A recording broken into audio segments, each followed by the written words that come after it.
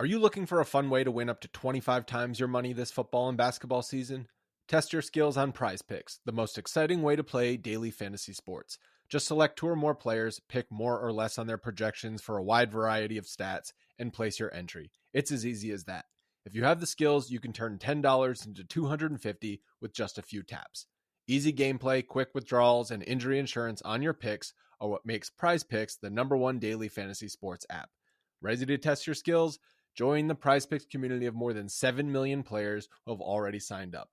Right now, Prize Picks will match your first deposit up to $100. Just visit prizepicks.com/bluewire and use code BLUEWIRE.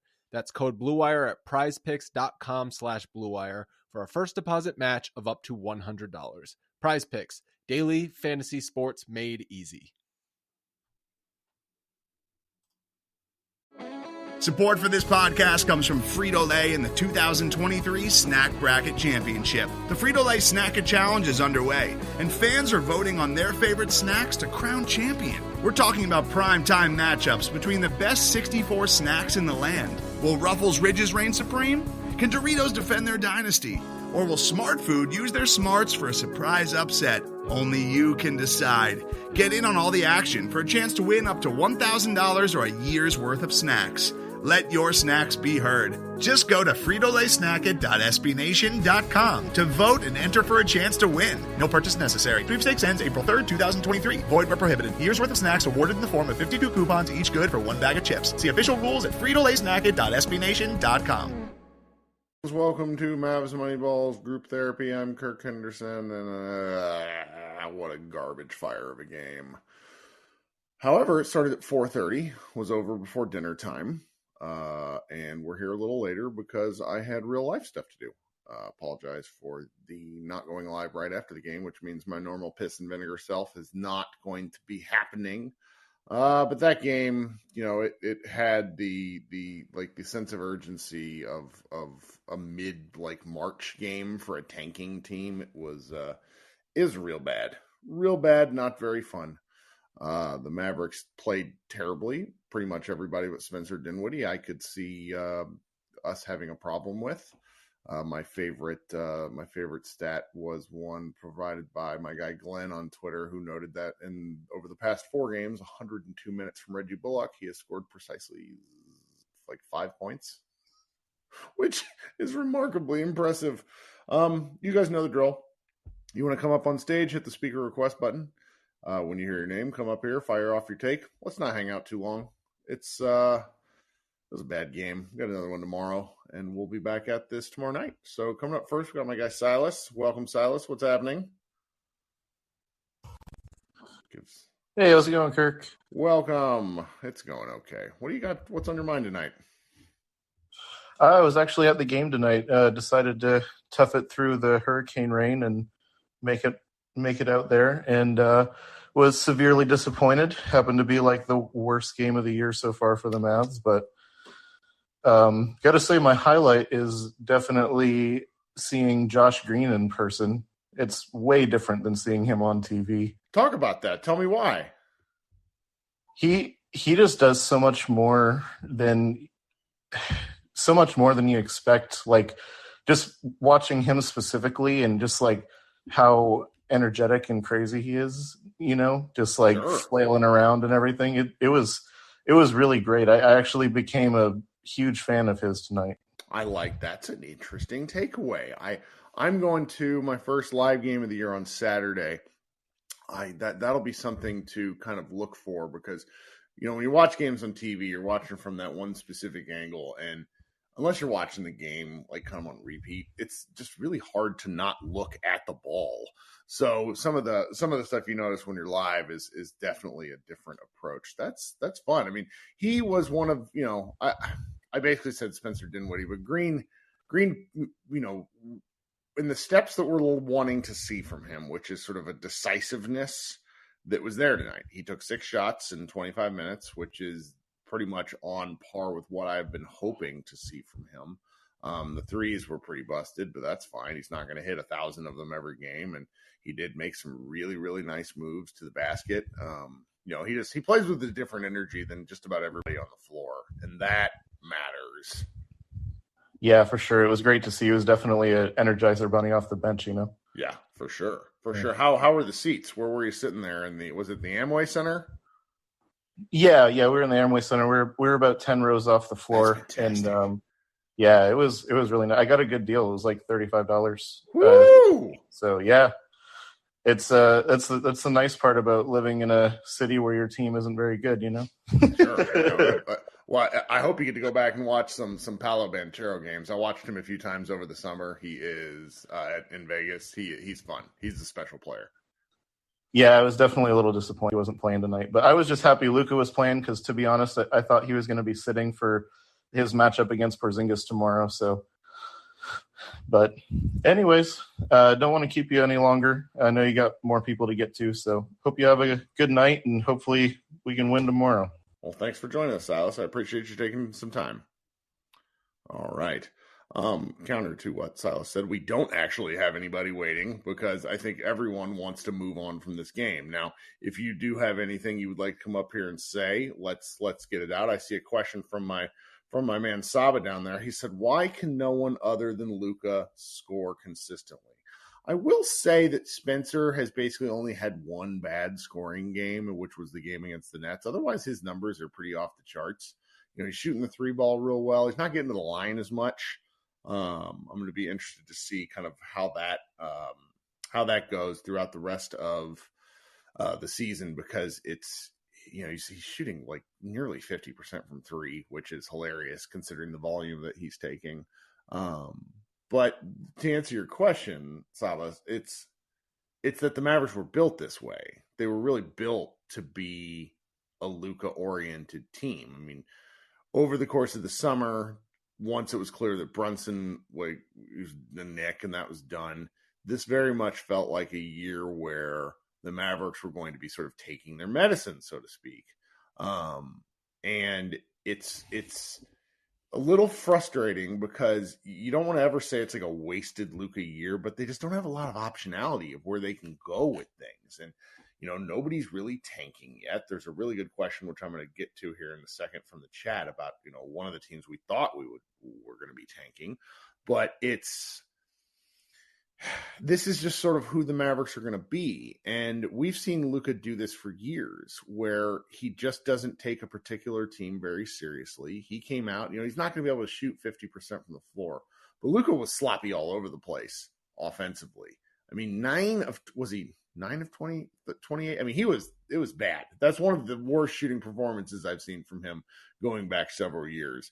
At least going back to the first half of last year, because I just don't remember a Luka game like that. Mav fan notes that there were 0 turnovers, which is my favorite because it's hard to turn the ball over when you're shooting all the time. But I know what you mean. He actually, you know, was passing the ball pretty well. There's something there. All right, let's see here. Oh, I got a couple of speakers that want to come up, and then I see a question that I wanted to answer. Where's here? Chandler in the chat says, "Is Utah for real? Has anyone watched them?" The way they play is really an ideal way to play for regular season basketball because they're playing very fast. They're playing very together as a team.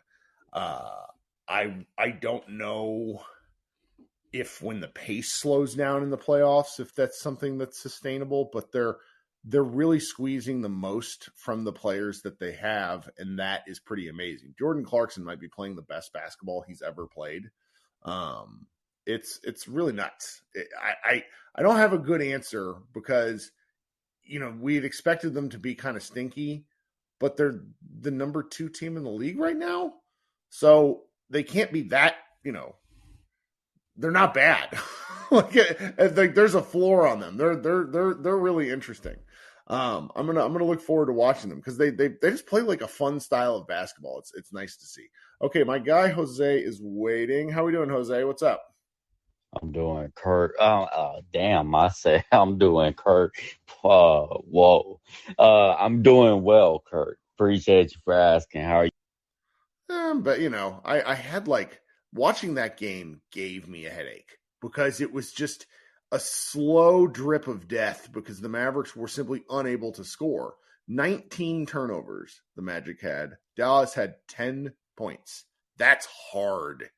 Look, man, it was impressive that we were up only 2, and I think by that time it was halftime, and they had already turned the ball over maybe 10 or 12 times, and I was just dumbfounded. I mean, our 3-point percentage, I think at that time was also at like 42% to their 50%, and then they were able to hit their free throws as well, as opposed to us not being able to convert at the line.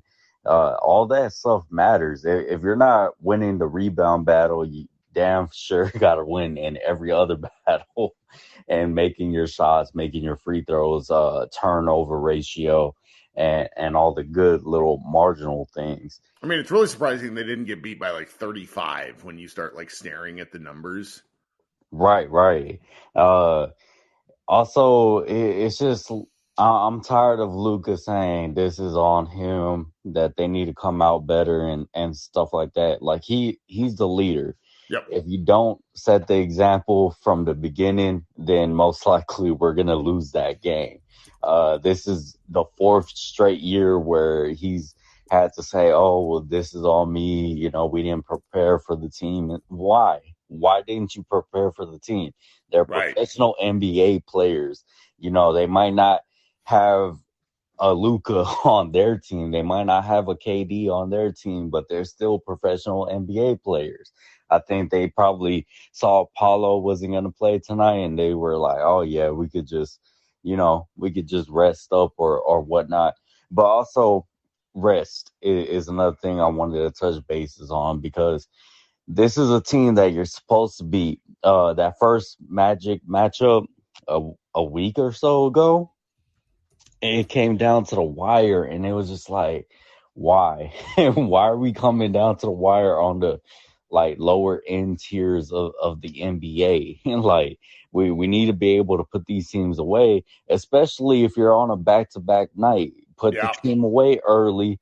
Give your young guys, Jaden Hardy and maybe McKinley Wright, if you brought him up. I think I've seen Jaden Hardy on the bench. But this is the time where you could develop. This is where development becomes an important factor when you draft a guy in the 2nd round and you want to just give him some time. Like, Jaden Hardy deserves to be out there, in my opinion.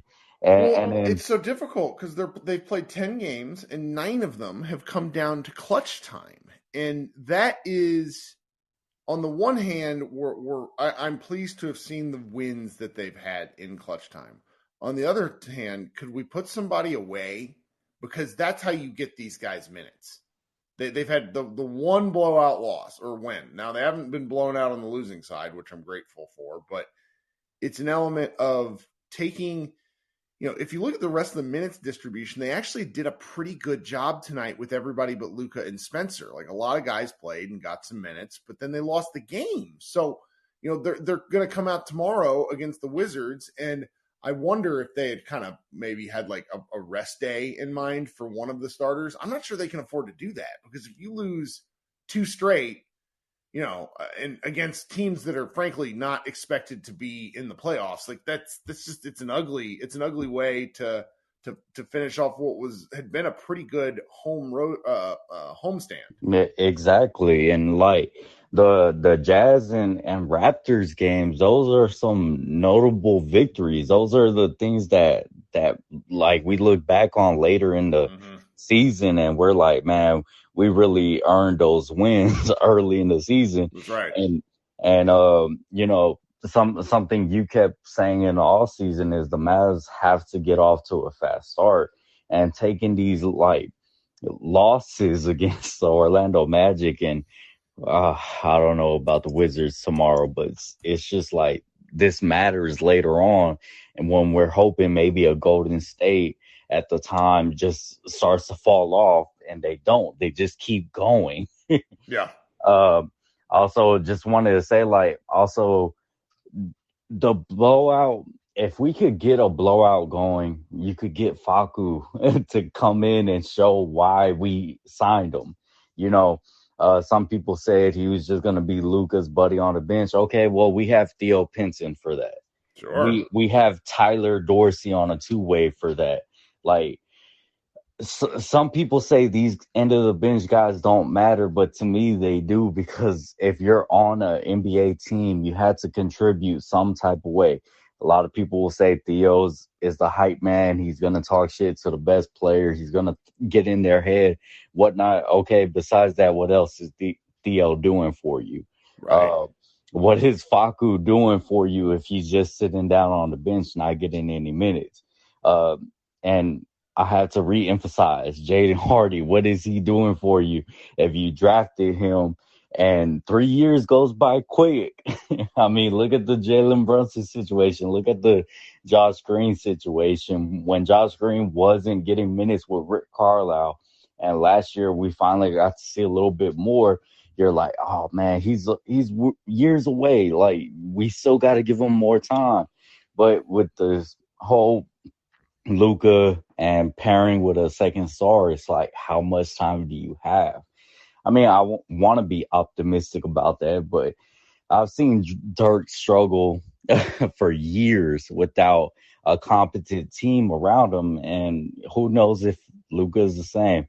I hate to get all doom and gloom, because it's like scoring 87 points and the way they did it, where they looked so inept, it's just the sort of game that causes you to question your priors, because we've seen them win some good games. You're like, okay, I opened with the Nets win the other night, where it's like, if they would have lost that game, that would have been like a big doom and gloom game, because once again, they just sort of slowly collapsed. What I'm not entirely sure, what this game did for me is it emphasized how valuable Christian Wood is to the offense, because he can get his own shot. Spencer was the only person besides Luka who could get a bucket on their own. I mean, we're reasonably killing Reggie Bullock for being so ineffective offensively, but at least, Reggie doesn't force things that aren't there. But if you don't have anybody on the team that can sort of get things for themselves, then when things get, mucked up a little bit, as they are wont to do in a NBA game, you need somebody who can go out and score, and Dallas just didn't have that. I thought Kids' rotations were really bad tonight.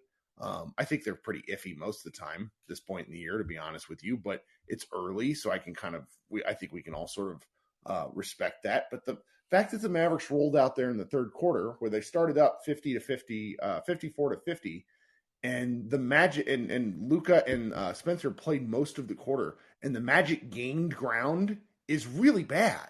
Like, that's the sort of thing where I almost wished for Carlisle's overcoaching to call some timeouts, draw some plays up, and get a bucket, and they just couldn't do it. So there's elements of this game that were quite reasonably frustrating, but I want to chalk it up to it just being one of those nights. They played they played Monday, Wednesday, then they're playing Thursday. We're getting into the grind of the season. And the Mavericks, Luka in particular, better buck up, because it's been a while since he's played basketball this consistently. Last January on, basically, where he was playing a ton of hoop every day.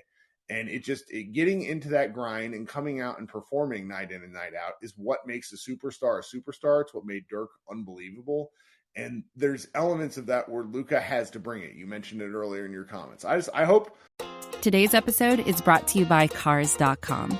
With over 2 million vehicles and 50,000 more added every day, Cars.com will match you with the perfect car for you, your budget, your life, your style. And if you're ready to say goodbye to your current car, Cars.com will get you an instant offer to cash it in. Just start by entering your license plate and get matched with a local dealer who will write you the check. So whether you're looking to buy or sell, just go to Cars.com. It's magical. I hope for some more from him. I hope that he actually, plays tomorrow night and really, sticks it to Porzingis. He seems to like those sorts of games. He's got to do the Michael Jordan thing, where he finds fake bullshit to get mad about and come out and play real hard. Like, it's elements of that where, you want to forgive him and say, all right, let's see, what's Bobby in the chat saying, you had 9 points of 30 games in a row. I hear you, but the offense was built this way for him. So if he wants to be the workhorse, he's going to have to be the workhorse. So you could tell he was just kind of bored from the get-go. I mean, it's fine. He's allowed to have an off game, but just as long as we understand that when he has an off game, the Mavericks are going to lose. Yeah, and like this is kind of why I'm a advocate for Josh Green type players to Energy, like sure. yeah, guys that could just constantly move. Like Josh Green for all the flack that he's gotten has at least shown that he could get to the rim, take the contact, finish. And that's taken up until this year to show that he's able to do that. In all 10 games, he's at least flashed one of those layups where he takes contact and lays it up, and we get the points. So having guys that could at least be versatile in their skill sets is very valuable. And the Mavericks just don't have many of those type of Sure. guys. And I hope that we could just get maybe one more guy like that in here, because man, I do not want to see guys just standing still for 10, 15 seconds each play on a half court set. That's not entertaining. This game was honestly unwatchable for most of the majority of it, just because not the time slot necessarily, because after working out and everything, of course I want to wind down, but at the same time, this is something I love. So it's like, I'm going to give it full attention. But when the product is just boring, it's like, all right, what else is on? Because I'm not going to waste my time watching this shit. Yeah. But I spent enough time up here on stage. Kirk, I appreciate you for bringing me up. Sure, man. No, of course. I mean, this is just one of those games you move on from.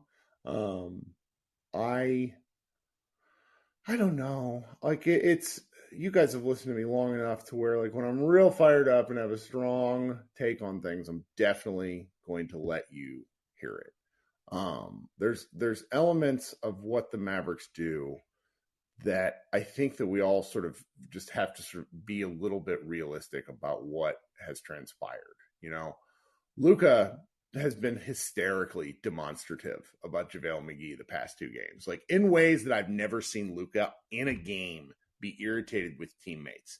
JaVale McGee shot like a really like Hakeem Olajuwon ran through a fax machine 20 times type, like, shake and bake shot tonight, where Luka on the bench was so disgusted. Like, it was laugh out loud funny.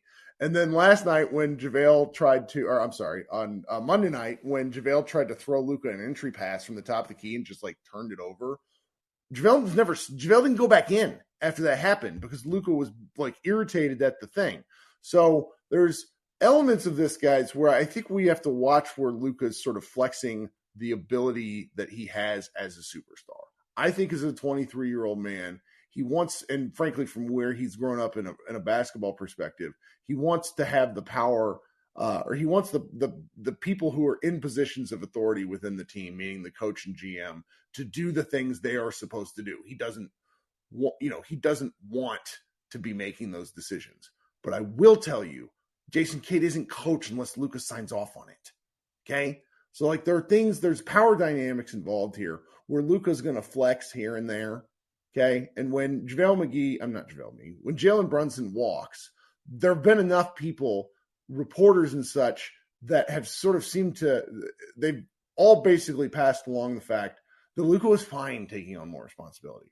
I think that, my buddy Matt Moore from the Action Network, the guy who does all the betting, who has a ton of stuff on Luka for MVP and for scoring title and stuff, thinks, he and I were having a discussion the other day that essentially boiled down to, he thinks that this may be the year that Luka tries to go for some awards because the Mavericks aren't positioned to win, anything past a first round series. And, then maybe after that flex some of his I'm a superstar muscle and get some more help in here. I mean, the Mavericks really aren't in a position to bring in any help. I still think they win 50 games because when, if Luka's going to score, 28 points a game or 36 points a game or whatever wild ass statistic we come up with, the Mavericks are going to be pretty good. Okay. We had one more question there. Mr. Dang, what's up? How you doing? We there, Doe? Doe's in the chat. Give him a second here to unmute himself. There we go. Hey, Kirk. The first half was pretty you're honking good. again. Hey, can you hear me? I can. The first half was okay, but the second half was just utter bizarre. Yeah. It really likes beeping whenever I'm talking. That's hilarious. Oh, yeah. Well, the second half was I don't just terrible to understand why watch. Yeah. It was really tough to watch that fourth quarter. The thing that really upset me is last night we had some great elements on the pick and roll with Green, but we got away from it. Why didn't we run pick and rolls with Green and Luka? So the thing about pick and rolls and Luka that I don't quite know how to quantify just yet is that Luka uses a screener more often than not to get a mismatch that he wants. And they're not necessarily running a screen and roll. They're running a screen to get an isolation for Luka. Here's the thing about isolations for Luka that drives everyone crazy. They want to see pick and roll, and I understand why. But Luka's making the correct basketball play and isolating most of the time because Luka is scoring 36 points a game where he was before tonight. So I do understand the call for them to run a little more offense. They just haven't really been. I like Green as the short roller though. He's been doing some fun stuff there. Well, even if not, let's say some of the sets that you run, why wouldn't you put Luka in the low block so that way he expends less energy and ISO him on that side, and then he could see the whole floor and pass out of the double teams, and we could have a 4-on-3. I just don't understand some of the coaching maneuvers that were made, at all. And then Luka pissed me off. Quit settling for damn, 3-pointers. Well, he wasn't getting a lot of calls inside tonight. He was getting hit a lot. I mean, definitely the refs didn't decide this game though. The Mavs missing 7 free throws sure as hell did. True. But I think he got kind of tired of getting hit. There were a couple, like one where he hit the basket stanchion, and I agree with you that he needs to go in, but I also don't entirely blame him for some of the settled shots. Yeah. I don't know. I think Dinwiddie also kind of settled. He fell in love with his 3-pointer also. Yeah. And then the switches were horrible. The defense, I'm like, you guys gave no respect to this team at all. Well, it's, Bol giving the Mavericks the business is really painful. There were a lot of maddening elements to this game because when Paolo's not in the game, there's just not a good reason why they lost this one. It's real bad.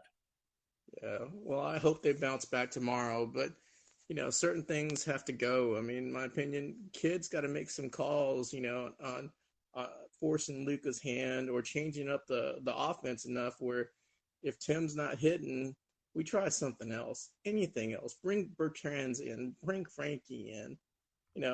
It's just the same old thing, It's just Luka has to get pissed for somebody to get kicked out of the game in JaVale. Is that going to have to be the same thing with Timmy? I understand Timmy's going to have to eventually, we have to work him in, but man, after 4 or 5 attempts and Timmy doesn't have it and he's not playing D, that's rough. Well, the Timmy stuff is very frustrating because he looked so good Monday, and then he goes down with the hip injury, and then he immediately looks terrible again. Yeah, I hope he's feeling better, but it's just the coaching is just perplexing to me. It's just, man, this is going to be a maddening season when we have these bipolar games. Well, I mean, Bobby in the chat is saying, the Mavericks really need to trade. I agree. I just don't think it's coming. I really don't. I think Davis Bertans' knee is scrambled eggs at this point. I don't expect, hoping for him to come back is one thing, but it's we need that guy's energy. And there's just elements of this team where when things look bad, they look awful. Oh yeah. But when they look good, they look great. I mean, the long enough timeline, I expect Reggie Bullock, Dorian Finney-Smith to start hitting their shots, because right now you have Luka, who is obviously amazing, but his 3-point shot is coming and going. You have Spencer Dinwiddie, who's hitting his 3-point shots at a rate that is so much higher than his career average. I don't know how to process that. Then you have Reggie, who couldn't hit water if he was, throwing a rock in the ocean. Dorian's a little hit or miss right now. He's also not getting the volume. And then you have Josh Green, who's shooting 80% from the floor. Like, there's just a lot of weirdness that sorts itself out eventually. And, we all should probably recall how bad the basketball was at points last year. I mean, Reggie was unplayable. Right. And somebody said, it's like, a lot of people are saying, okay, well, we got to give him fewer minutes or easier shots. And I don't necessarily know what the answer is there, because the answer is not replacing him with Tim. I firmly don't think that if you have let's just get if they were to do something truly wild, start Josh Green and Dwight Powell together, I don't know. That's just a lot. It's a lot. And I don't know what any of the answers are, I guess, Okay, good question. This is a great question. Marcellus in the chat says, how much easier can it get for Reggie? Well, Reggie's not taking 8 threes a game, which is what he was doing for a significant portion down the stretch. Maybe not 8, but at least 6. And right now he got 3 shots in X amount of minutes. Why? Because people are sticking to him like glue. And then the shots he is getting, he's just missing horribly. So I don't know. I mean, they do need to try something to work him out, because he's played too many minutes in a row. Right. I mentioned the 102 minutes or whatever it was, and then 5 total points. That's just brutal.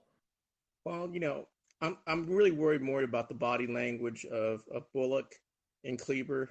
DFS I'm not worried about.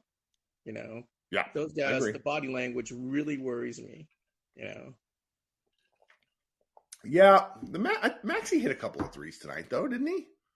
I think he only hit 2. Tobias says Maxey has never hit a layup, never seen anything like him. He hit that crazy up and under today that had the announce crew going, what? It was something. If I bet my house on that, I would have lost it. Well, thanks for hanging out with us, man. Great to hear from you, Kirk. And, man, so glad to be back on, feeling strong enough. Thank you so much for putting these things on.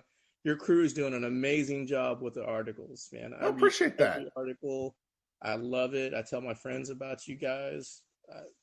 I look forward to more articles from you guys. Thank you so much, Kirk. Sure Appreciate thing. What you do. Absolutely. And if you guys missed it yesterday, this just kills me, because Istok still sits in our Slack. We talk with them. I talk to them every, probably once a week, in different time zones and whatnot. But all of a sudden he's on Tim McMahon's YouTube show, just there talking, hanging out. He doesn't say anything to us. Come on, Istok, tell us you're going to be on the show. Man. Coop in the chat says, any chance the Mavs ship JaVale before the year is up? They can't trade him until at least December 15th. I don't know if they do. It is such a bad signing. It's just, somebody called it the worst contract of the offseason. I don't remember who. It wasn't one of us. It was like national commentator. And I thought that was a bit much, but I don't know. It's the guy tonight was probably the game where I was really expecting from him, if I'm honest with you, where he puts up stats, but they're kind of useless because he was just getting scored on. But he had, 4 points and 6 rebounds. And that's got to be one of his more productive rebounding games. I don't think he's had a block. Panda Hank, I think, pointed this out. I don't think JaVale's had a block since the 3rd game of the season. Woof. That's Luka, gets more blocks than that. Okay, I don't really see anything else in the chat. We are going to be back. It is just one game. Remember when we laughed about Marcellus says, remember when we laughed about DJ getting signed in free agency? Woo, brother. Yeah. And Tobias says, I don't think McGee cares. I don't think McGee cares either, which is he got, his guaranteed $18 million or whatever it is. So I don't think he minds where he ends up because the other teams that wanted to sign him were good teams. Like the Bucks were were one of the other teams he was interested in. All right. Half hours, I can't believe we got a half hour out of that game because there really wasn't that much to talk about there. Come to Mavs Moneyball. We've written some stuff. We've kind of pulled back a little bit just because with so many games, we have a lot of game coverage, things like that, where we're not writing as much. We're not writing as much like off-day game articles just because I don't want people's work to get buried that show up to the site. But, yeah, thank you for hanging out, and I will see you guys tomorrow night. Go Mavs.